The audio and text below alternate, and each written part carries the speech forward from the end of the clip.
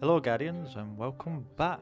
This is WrightWayGaming bringing you another video today on Destiny 2, and today I'm going to be covering the patch notes released by Bungie with the update that came today along with Iron Banner.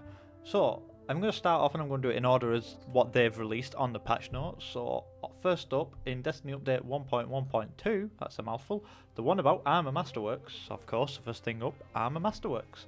So, Legendary Armor now has a chance to drop as Masterwork. Whoop! Boom!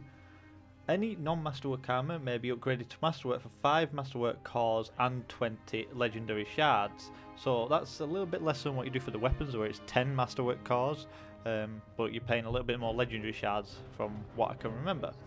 Upgrading to Masterwork may rework the stat of the armor. So in other words, if it's survival, if it's endurance, resistance, etc., those stats will change to end up basically being mobility or recovery, for example. So there is a way of changing armor to different stat rolls now rather than being stuck as a certain one, which I think is great because it adds more customization to your character.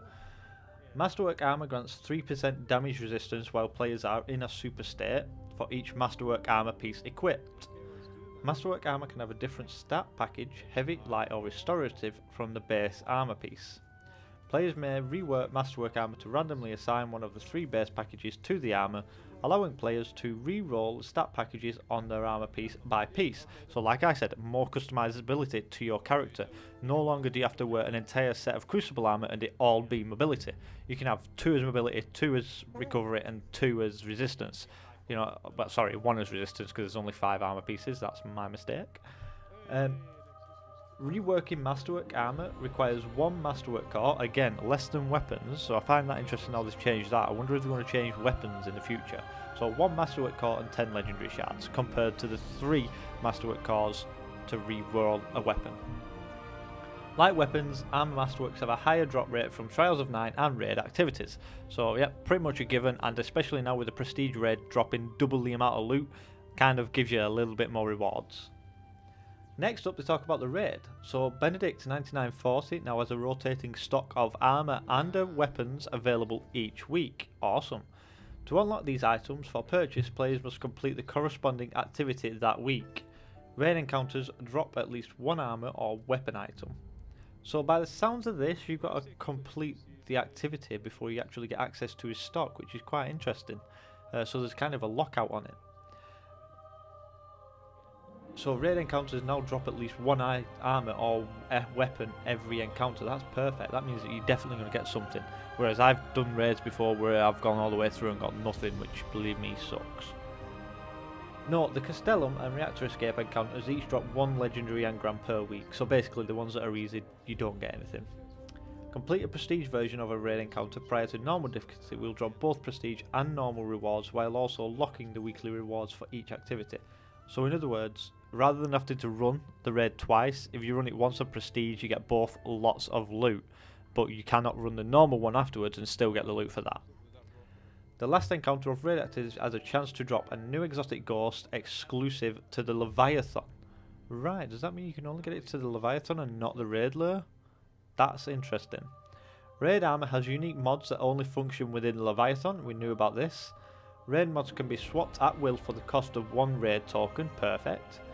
That means that we can use our raid tokens for something else other than Benedict when he's useless. Existing raid armor already held in Adventure will automatically have the option to equip mods, so perfect, it means we don't have to grind for them if we've got a full set like I do. Boom! All raid encounters now have a chance to grant an exotic reward. Awesome, I didn't know that they didn't, if I'm honest. Sandbox, so Prometheus Lens. Flame Refraction perk now generates ammo instead of pulling from reserves, okay. Increased base damage, so it sounds like they might have finally sorted that gun out. Lucky Pants, fixed an issue where the illegally modded holster perk could provide infinite ammo. That's a good start.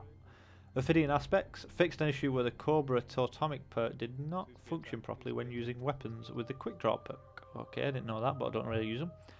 I Am Alive, revised perks on the Eater of Worlds grenade launcher to include a second trait perk, Moving Target. Remove the augmented drum and high velocity round perks. Okay, that's interesting. Fixed an issue where grenade projectiles could remain indefinitely after being hit by Telesto in the Crucible. Okay. Right, now activities. Fixed an issue where warp gates did not always function when players were completing heroic Mercury adventures. That's helpful. Revise the description for the heroic adventure depowered modifier to correctly state that grenade damage is decreased when the modifier is active. That's, well, yeah. Revise the description of heroic Mercury adventures to properly state availability. Players may play up to 3 heroic Mercury adventures on a given day. Each heroic adventure may be played once per twice weekly reset. That doesn't make no sense. Heroic adventures are no longer automatically selected at weekly reset. Mercury challenges are now available during adventures. That's, yeah, well, again, it should have been in anyway. Fiction issue where new characters created after the release of Curse of Osiris were not receiving the Flashpoint milestones. Wow, I didn't even know that happened. That is probably quite bad. Fiction issue where scannable for faction rallies were not properly appearing during faction rally events. Again, that's not... well, I'm glad they fixed these before I noticed. Trials of the Nine now properly shows requirements when the feature map requires Curse of Osiris ownership. Revise the Lost Sector reward throttle from 10 minutes to 5 minutes. It's probably fair. Fixed an issue where players could no longer progress during the final encounter in the Tree of Probability Strike. That's, again, helpful. Now, the user interface. Patch notes. Fixed an issue where Ikora would display a waypoint in error. Players... well, that has irritated me for a while now, so I'm glad they fixed that. Players in social spaces receive a notification when the postmaster lost and found is full. That's helpful. Chest waypoints now properly appear when using scout reports on Mercury. Colorblind setting now apply to the elements of the Gauntlet encounter in the Leviathan raid. Oh, thank God for that. That is probably quite helpful for a few people that I know. Armor offered by Brother Vance now displays mod slots when previewed in the vendor inventory. Okay. Fixed an issue where players would see incorrect level up UI when leveling up alternate characters from levels 21 through 25. Auto rifles now correctly display perks when players are previewing weapons within the vault. Adjusted the display order of gear sockets, mod shades, etc. in the item screen to be more consistent. Increase the dismantle timer for masterwork cores. Masterwork weapons and armor now display a gold border when being previewed in the postmaster lost and found. That's helpful because you could end up getting rid of them by accident. Crucible players will be properly notified when power ammo is acquired from the cave area of Radiant Cliffs. And this is another interesting subject, rewards. So, starting up is probably a big one for people to listen to, is reduce the amount of XP required to earn an Illuminated Engram from 160,000 XP to 120,000 XP. That's quite a big chunk. It's just over a quarter, I think. Anyways, but yeah, I'm glad with that move. They might end up tweaking that again, if I'm honest. The Crossroads emblem correctly displays within collections for players who have earned the emblem. Character models no longer flinch when spawning into social spaces with spawn effects equipped. Updated the names of spawn effects to properly reflect their in-game appearance. Gold spotlight effect is now the yellow spotlight effect, okay. Blue class sigil effect is now the purple class sigil effect, what the hell. Oh god, that makes me laugh. The new Monica helmet ornament icon now displays the correct helmet. The new Monica cloak now displays the correct imagery for female hunters. Fixed an issue where the future Warcraft gauntlets would display floating geometry. Okay. Gunsmith engrams correctly grant weapon foundry shaders once again. Fixed an issue where 3 coins was not increasing chances for exotic rewards when players were completing public events on Mercury. Okay, that's pretty good. Heroic strike completions now have a greater chance of granting exotic rewards. Fixed an issue where Curse of Osiris strikes were not properly granting clan engrams when featured as a Nightfall activity. Okay. Kite 99 will now offer Gunsmith engrams to players who have reached level 20 but have not yet completed the Red War campaign. Okay, that's interesting. And then last up we have Miscellaneous, which is just little changes they've made that don't really tie into anything. So first up we have Gleaming Boon of the Vanguard has been reduced from 350 Bright Dust to 250 Bright Dust. That's pretty good. Gleaming Boon of the Crucible price reduced from 750 to 600 Bright Dust. If you ask me, that's still too expensive, but oh well.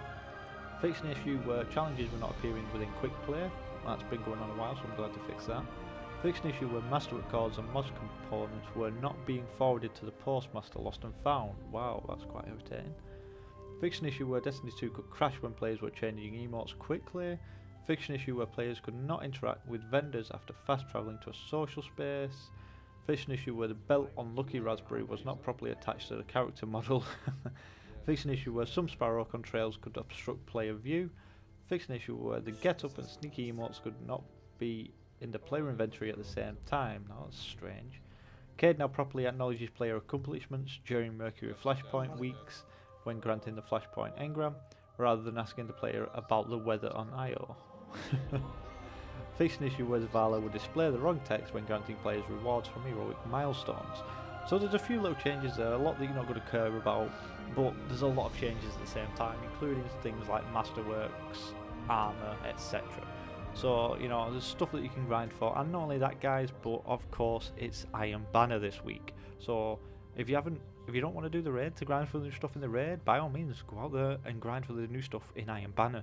You know, there's something to do this week, so you take advantage of it where you can. I hope you've enjoyed watching and listening, and I will be back next week.